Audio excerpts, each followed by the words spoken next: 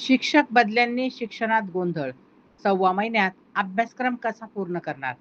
शाळा सुरू आहेत, परीक्षा जवळ आल्या आहेत, पण विद्यार्थ्यांच्या हातात पुस्तकं नाहीत आणि शिक्षकांच्या डोक्यावर अभ्यासक्रमाचं ओझं.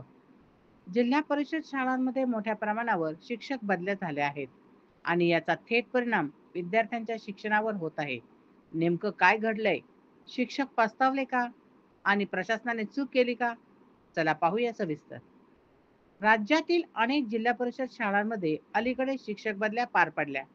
प्रत्येक शिक्षक आपल्या नवीन शाळेत हजरही झाले, पण अनेकांनी बदल्यानंतर पस्तावा व्यक्त केला आहे.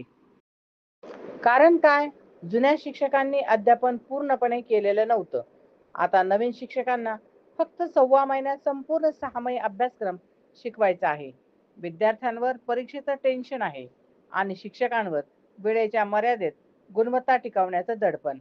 काही शिक्षक म्हणतात, शाळेत आल्यावर समजलं की अभ्यासक्रमाच्या फक्त 30 ते 40% गोष्टी झाल्या आहेत. आता दिवस रात्र मेहनत करावी लागते. मुलांच्या भविष्याशी खेळ होतोय. आधी शिक्षक बदलले, आता अभ्यासक्रम झपाट्याने शिकवला जातोय. शिक्षण विभागाकडून यावर स्पष्टीकरण देण्यात आलंय.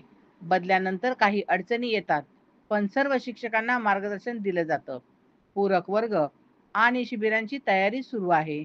जर बदल्यांची प्रक्रिया दिवाळीनंतर केली असती, तर अभ्यासक्रमात अडथळा आला नसता.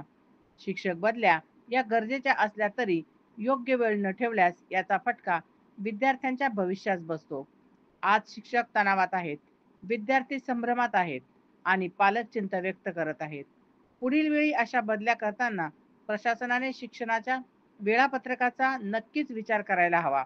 यावर तुमचं मत काय आहे? शिक्षक बदल्या वेळेवर झाल्या असत्या का?